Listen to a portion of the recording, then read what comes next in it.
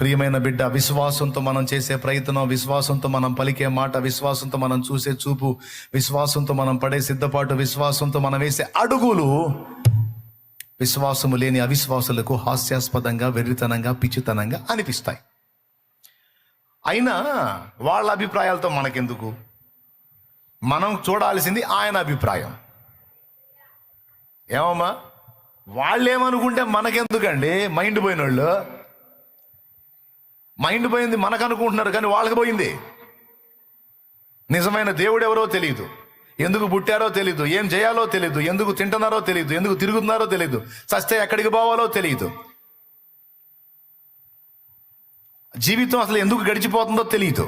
జంతువు బతుకుతుంది, వాళ్ళు బతుకుతున్నారు, తేడా లేదు. అలాంటోడు నవ్వితే మనం బాధపడేదేంటి? అలాంటోడు ఎగతాళి చేస్తే మనం పట్టించుకునేదేంటి? అలాంటోడి అభిప్రాయంతో మనకెందుకు? మనల్ని